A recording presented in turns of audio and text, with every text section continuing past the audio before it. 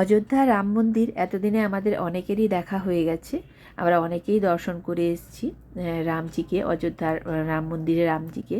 কিন্তু আমরা অনেকেই যেটা জানি না সেটা হলো আমাদের পার্শ্ববর্তী শহর ওড়িশার ভুবনেশ্বরেও একটা খুব সুন্দর রাম মন্দির আছে। এমনিতে তো ভুবনেশ্বরকে মন্দির শহর বলা হয়, তো এই মন্দির শহরে অতি সুন্দর একটি রাম মন্দির আছে, যেটা স্থাপিত হয়েছিল 1979 খ্রিস্টাব্দে। এবং এই রাম মন্দির ভুবনেশ্বরে খারবেল নগরে অবস্থিত। খারবেল নগরের ডিস্টেন্স এবং ভুবনেশ্বর রেলওয়ে স্টেশন থেকে 1.5 কিলোমিটার, এবং ভুবনেশ্বর রেল স্টেশন থেকে উৎকল ইউনিভার্সিটি যাওয়ার যে মেন রাস্তা, সেই মেন রাস্তার উপরেই এই রাম মন্দির অবস্থিত। তো এই রাম মন্দির অনেকটা চত্বর নিয়ে এই মন্দির স্থাপিত হয়েছে। মন্দিরের দুটো ভাগ, মূল মন্দির এবং তার সামনে আরও ছোট ছোট মন্দির।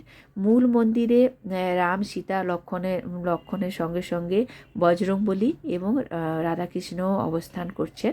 এটা মূল মন্দিরের ভেতরে তিনটে আলাদা আসন করে রাম সীতা লক্ষণ এবং বজরংবলী এবং রাধাকৃষ্ণ স্থাপিত আছেন। মূল মন্দিরের ভেতরে ক্যামেরা নিয়ে যাওয়া অ্যালাউড নয়, এই জন্য মূল মন্দিরের ভেতরে মূর্তি আমি দেখাতে পারলাম না। তাছাড়া আমরা যখন গিয়েছিলাম একটু দেরি হয়ে যাওয়ার জন্য, আরতি তখন সবে শুরু হতে যাচ্ছিল, তো আরতি হয়ে যাওয়ার পর আরতি দেখে যখন অন্য মন্দির দেখতে যাই, সেগুলো অনেকগুলো বন্ধ হয়ে যাওয়ার জন্য আমি বিভিন্ন মন্দিরের ভগবানের দেব দর্শন করাতে পারলাম না।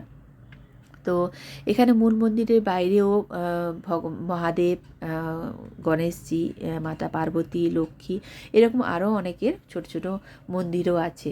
মূলত এটা একটা মন্দির কমপ্লেক্স টাইপের।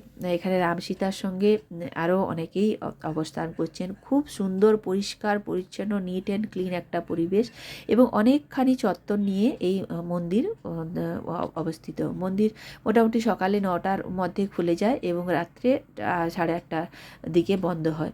এছাড়াও মন্দিরের ভেতরে বিভিন্ন রকমের দোকান আছে, সেই সব দোকানে পূজা সংক্রান্ত সব কিছু পাওয়া যায়। বিভিন্ন দেবদেবীর পোশাক আশাক, বিভিন্ন দেবদেবীর মূর্তি, চন্দন কাঠ, শাক, রুদ্রাক্ষের মালা, মানে যা কিছু পুজো আর্চার জন্য যা কিছু লাগে সব কিছুই পাওয়া যায়। এখান থেকে ভোগ নিয়ে ঠাকুরকে নিবেদনও করা যায়। তো সন্ধেবেলা রাম মন্দিরে খুব সুন্দর একটা আরতি হয়, এবং আরতির পরে আর যেটা আকর্ষণীয়, বজরংবলীর সামনে খুব সুন্দর হনুমান চালিসা কোরাসে পাঠ করা হয়। মানে পুরোহিত প্রথমে বলতে থাকেন এবং তার সঙ্গে সঙ্গে পুণ্যার্থীরাও হনুমান চালিসা গান করতে থাকেন। খুব সুন্দর একটা মনোরম পরিবেশ তৈরি হয়। তাছাড়া এই মন্দিরে একটা আলাদা জায়গা আছে বিভিন্ন মানে পুজো বা অন্য কিছু অনুষ্ঠান করার জন্য, সেটাও হয়। তো এটা মন্দিরটা মোটামুটি একটা মন্দির কমপ্লেক্স এবং খুব সুন্দর পরিবেশ। প্রত্যেক দিন সন্ধ্যেবেলা প্রচুর দর্শক আসেন এখানে মন্দিরে আরতি দেখতে, হনুমান চালিসা পাঠ করতে।